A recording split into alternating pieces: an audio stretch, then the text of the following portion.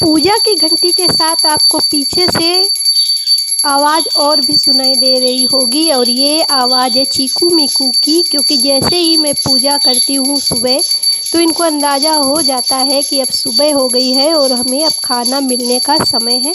तो ये ज़ोर ज़ोर से चिल्लाना शुरू कर देती हैं। तो सबसे पहले मैंने इनको दाना दे दिया है। ये काकुन ही खाती हैं, इसके अलावा कुछ और खाती ही नहीं है।